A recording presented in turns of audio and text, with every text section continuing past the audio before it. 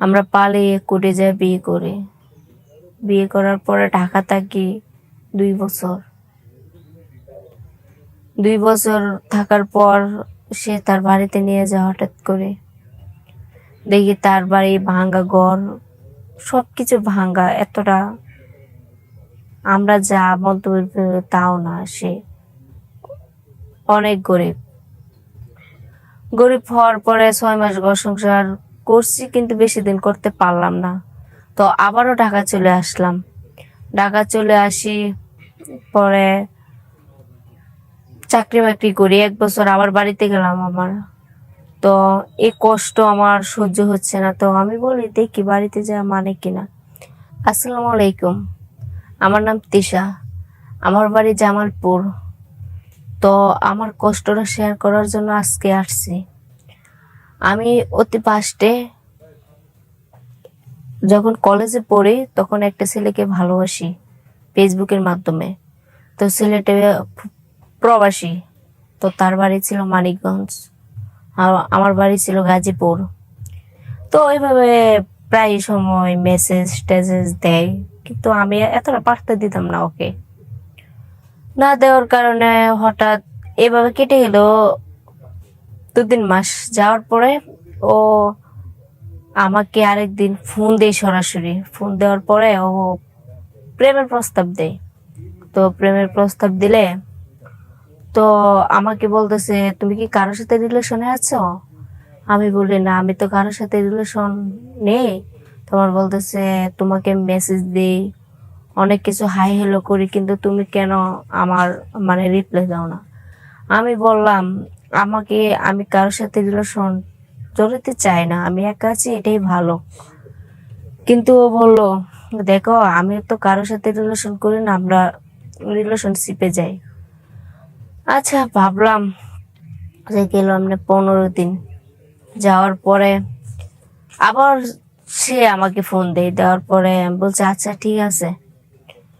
তো নাম ঠিকানা সবকিছু জিজ্ঞালাম, বললো মানিকগঞ্জ, ওনার বাড়ি মানিকগঞ্জ। পরে বললো, আমি বললাম কোন তারিখ লেখাপড়া করছেন? বলে 9 তারিখ। তো 9 তারিখ লেখাপড়া করে মা বাবা প্রবাসে পাঠাইছি। আজ প্রায় 1 বছরের মতন হয়েছে আসছি। তো আমি বললাম 1 বছর হয়েছে গেছেন, তো কয় বছর থাকবেন? 2 বছর পর পর তোমাকে ছুটি ছুটি দেয়, তো আমি একটানা 4 বছর থেকে তারপর আসবো বিদেশ, বাংলাদেশ, বিদেশের থেকে।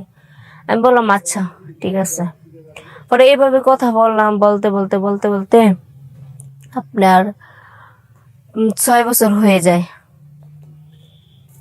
6 বছর একটানা প্রেম করি, 6 বছর একটানা প্রেম করি 6 বছর। তখন আমি কলেজে কলেজে যেয়ে ভর্তি হলাম, মাত্র 2-3 মাস ইন্টারে যেয়ে ভর্তি হলাম।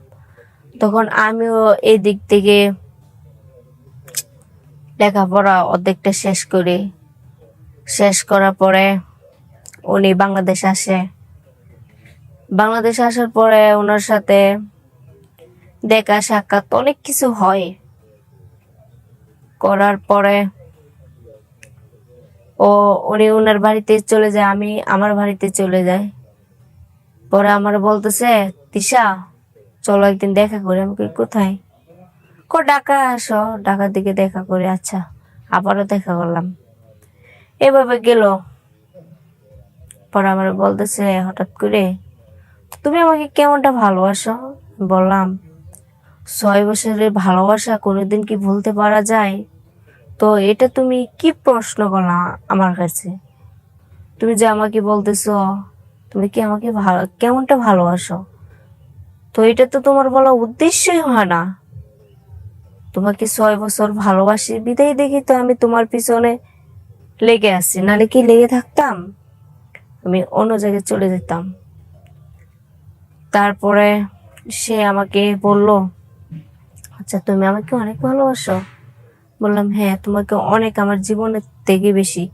কিন্তু এটাই সত্য, আমি কিন্তু ওরে সত্যিকারে ভালোবাসছি। কিন্তু ওকে ভালোবাসার পরে আমার এসে বলতেছে, আচ্ছা ভালোই যেহেতু বেশো, তাহলে আমরা বিয়ে করে ফেলাই।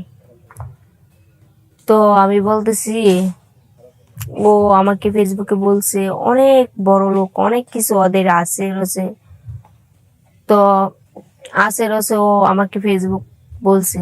তো আমরা তো মধ্য ফ্যামিলির মেয়ে, তো আমরা তো এতটা গরিব নেই। তো আচ্ছা বিদেশ যেহেতু থেকে এসে অনেক বছর, বড় লোক থাকতেই পারে, আমি এটা ভাবলাম।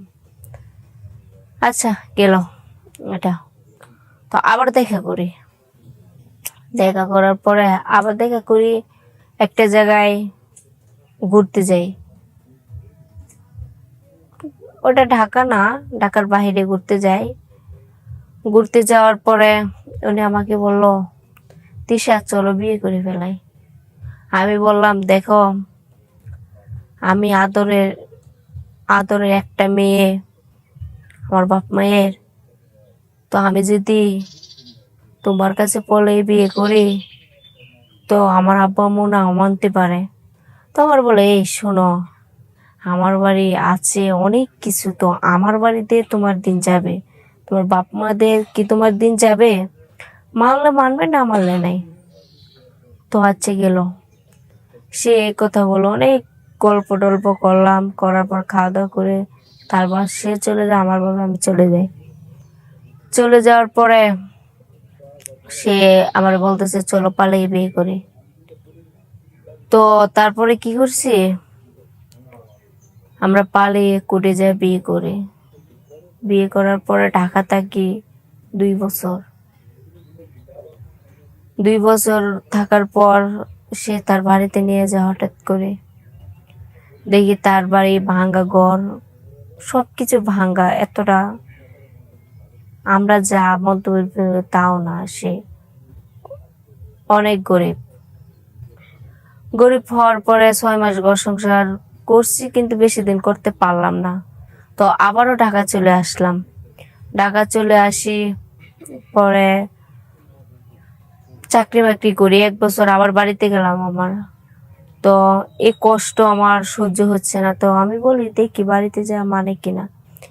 তো আমার